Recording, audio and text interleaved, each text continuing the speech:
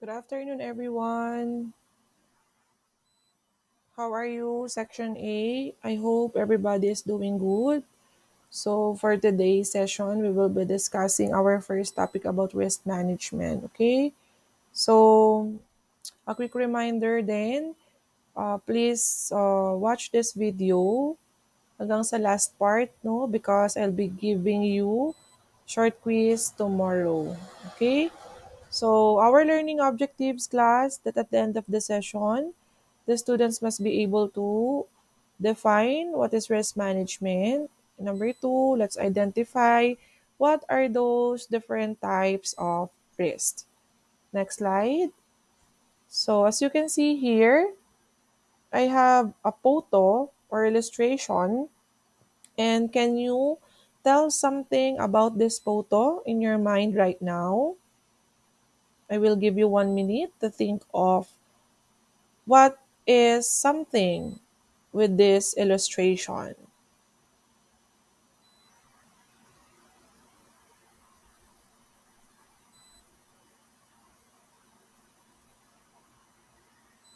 All right, some of you, I guess, is still thinking, and some of you naman, no, is pwedeng ang answer nila, it's more of kitchen accident, okay? Or what we called kitchen hazards, or any casualty, no, that is basically happen inside the kitchen.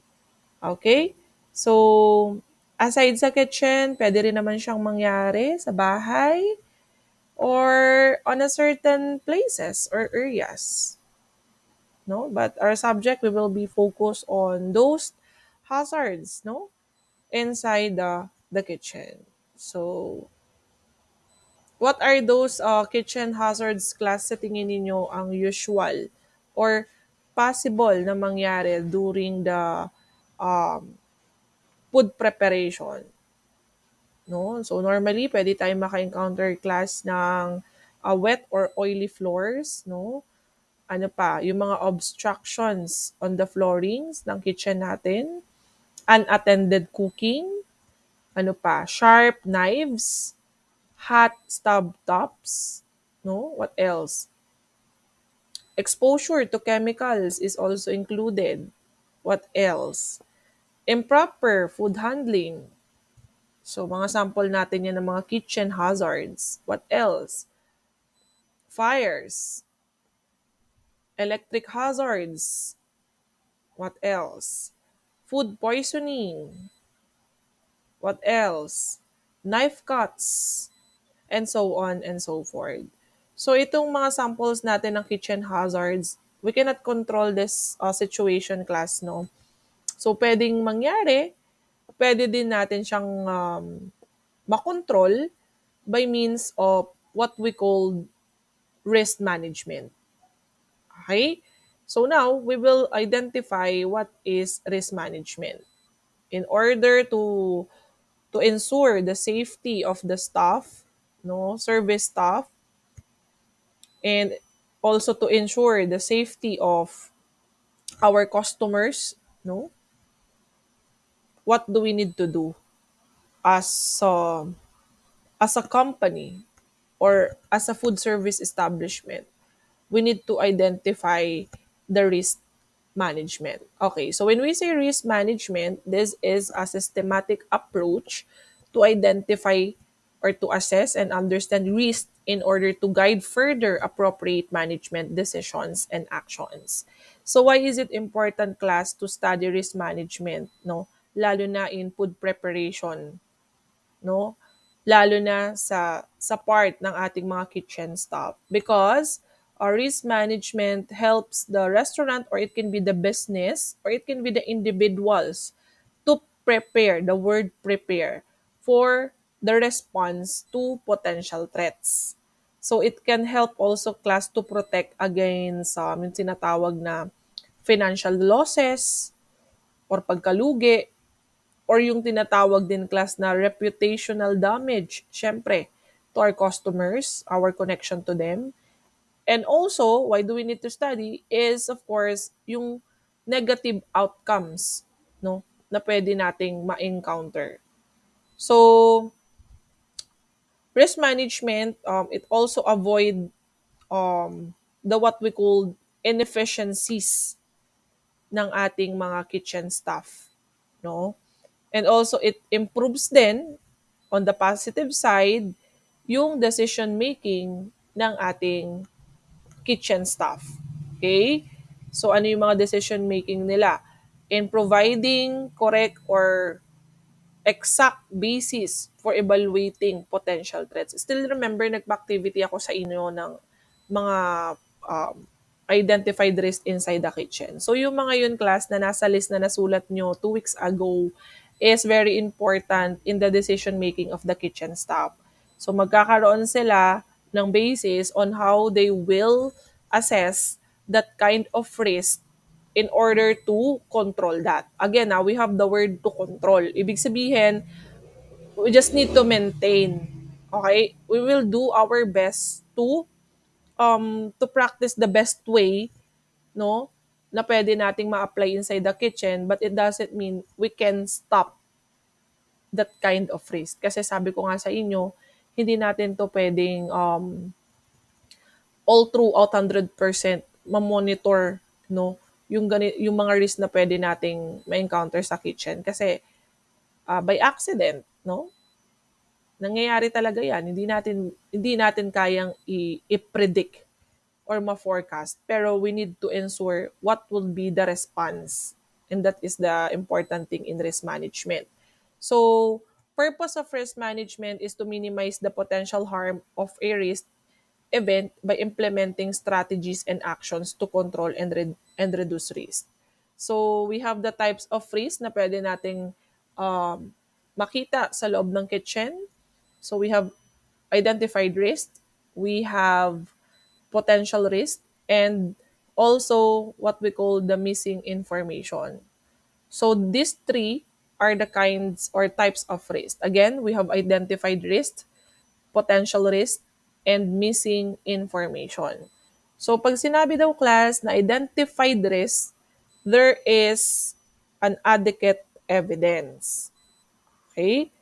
So, sa kitchen, say for example, may kitchen staff tayo, no, na nahiwa yung kanyang daliri because of cutting ingredients or nasugatan, not necessary na putol naman yung daliri niya. Okay? So, meaning to say, pwede natin siyang ilagay as identified risk since during that situation, very clear the proof na yung mismong daliri ng ating chef is nahiwa by means of um, practicing knife cuts. So, may reason yan kung bakit nahiwa, no? So, yun yung kailangan nating makita, more deeper na evidence. Bakit? So, aside from maaari ma'am nadulas sa kamay niya, accidentally dumulas yung kutsilyo, but there are times na merong reason behind. So, one of the reason is baka yung kutsilyong ginagamit, no? We need to see the evidence directly. It's very straightforward. So, possible, yung kutsilyong ginamit, pwedeng mapurol na, kinakalawang na, hindi na siya nakakahiwa, pinush pa gamitin ng chef. So may tendency talagang pwedeng pasugatan yung daliri niya. Or baka naman, he doesn't know kung paano ang tamang paghawak din ng knife. May tama tayong paghawak ng knife, class. 'Di ba? So baka hindi niya alam. He or she is not knowledgeable in handling knife. So those examples is ilalagay natin as identified risk kasi meron tayong proof or evidence that is very clear. Kasi nangyari directly during the operation sa kitchen. So that is identified. Nakikita immediately. Okay? So ngayon, what is potential risk naman? What is the difference? Sabi dito, according to the definition, when we say potential risk, there are some basis for suspicion, but it is not confirmed. Okay? Again, there are some basis of suspicion but it is not confirmed. So ano yung mga samples natin ng potential risk? When we say potential risk din class, no, I want to add din, paki-jot down na lang. This is the possibility of something negative happening such as injury, or it can be loss, or it can be damage. It also refers to the health and welfare of the kitchen staff. Okay? So what are those example when we say potential risk natin? Okay, inside the kitchen, let's say for example, meron tayong electric appliances doon na may problem na sa wirings. Okay? So may tendency you will note, no, as a kitchen staff pa din, that these appliances is meron ng problema o sira na yung wiring niya. Na kapag ginamit natin at the end of the day, accidentally nating nagamit because of some reason, pwedeng hindi mo na-check na may sira pala yung wirings ng electric appliances na yan, or nagmamadali tayo sa kitchen dahil busy, marami tayong pine-prepare, hindi na mislook mo na mayroon palang damage yung wire ng electric appliances na yan. So, may tendency na kapag ginamit natin siya, mag-cause ng damage dun sa kitchen staff or for the overall operation. So ngayon, may basis ka, which is yung wiring, pero hindi mo kasi siya totally pang ma-confirm if magkakaroon pa siya ng damage, no? Or magkakaroon ba ng injury sa part ng kitchen staff na gagamit nun. Unless you try it. Pero syempre, common sense, if that is a simple wirings na may problema, you will not use that. Pero papasok pa rin siya as potential risk kasi yung electric appliances mo na yan is meron ng problema. Magiging identified risk yung electric appliances na yan kapag may gumamit at nakita nating nagkaroon ng result na may nasirang outlet, or it can be may na-injury tayong kitchen staff. So nakakuha ninyo yung difference. Okay? So, another thing, meron din tayong tinatawag na types of risk, which is the missing information. So yung missing information, there is insufficient or no data.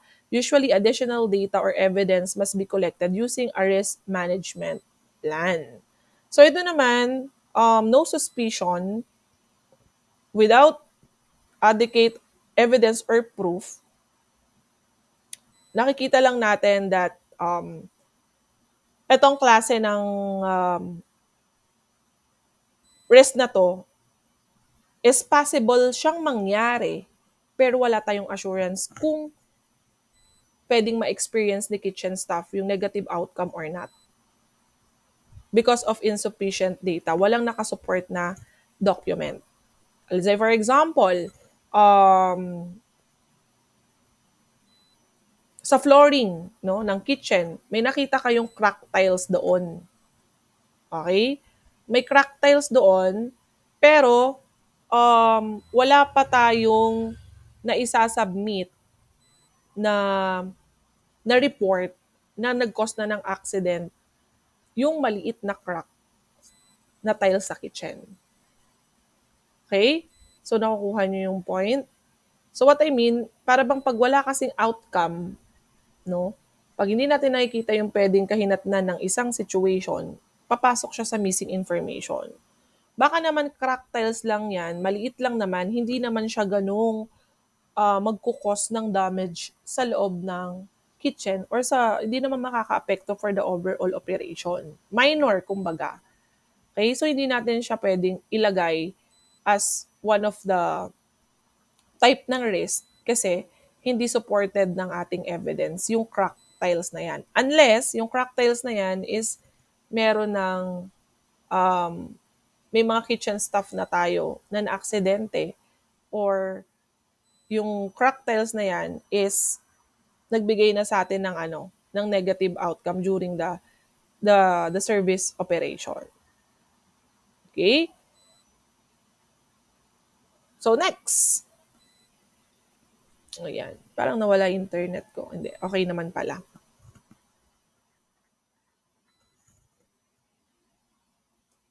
Okay.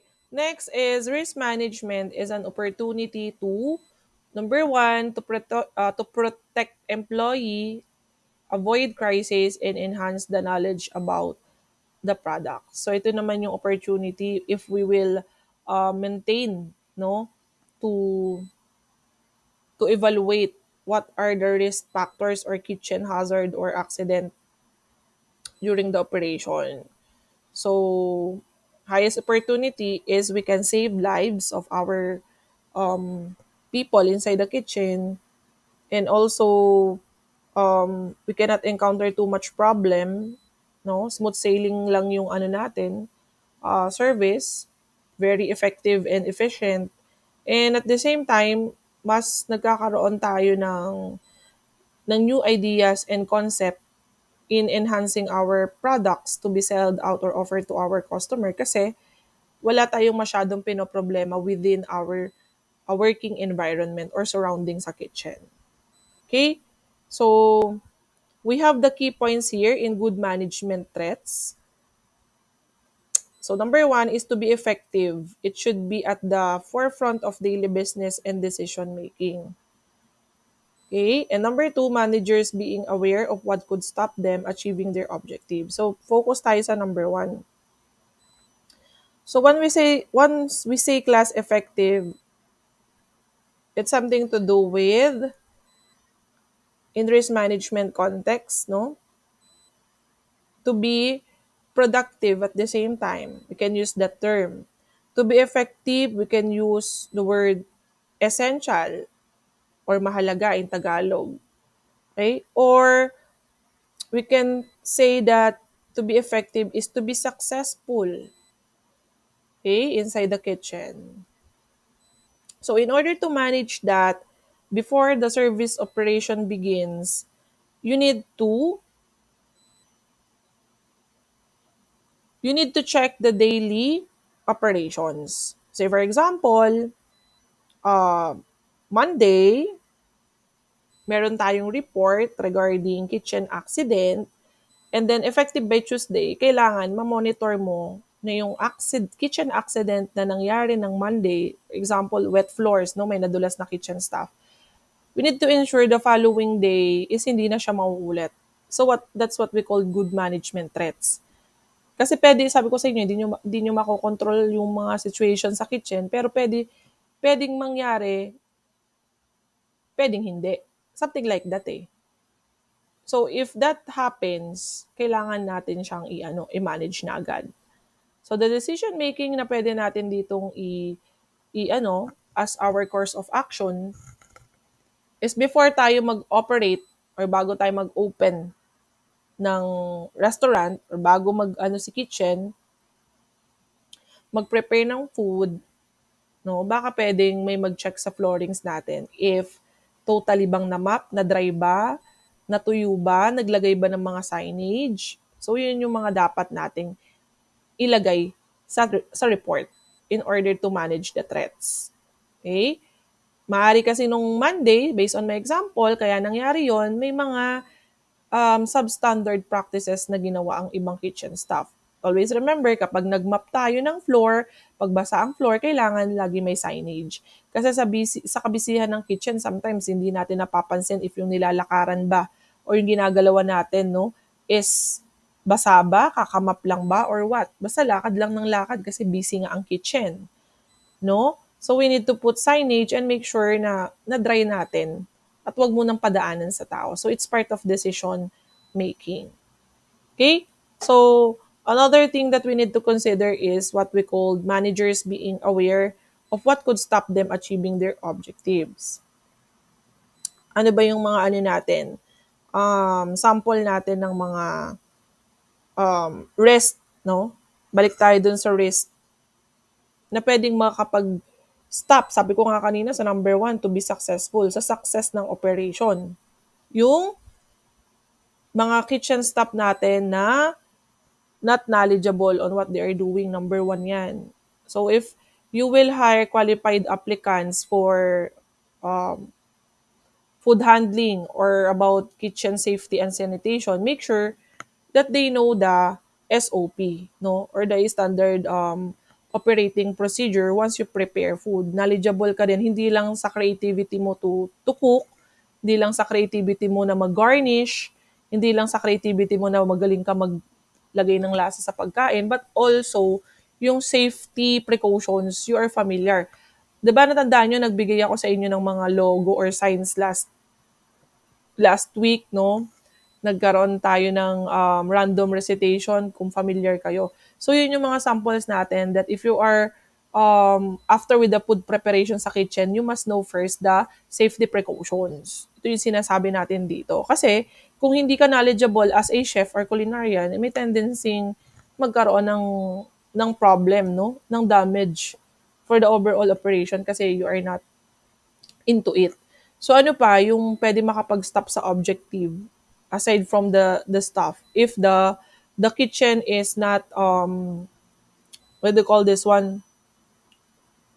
It's not conducive, no? So para bang yung kitchen natin ang daming problema, baradong lababo, sirang refrigerator, hindi nag-ooperate na stove, yung mga lighting and bulbs natin, pundido na, ano pa, yung yung mga gamit, mga tools and equipment natin, halos kinakalawang na or halos na alikabukan na kung saan siya nakalagay.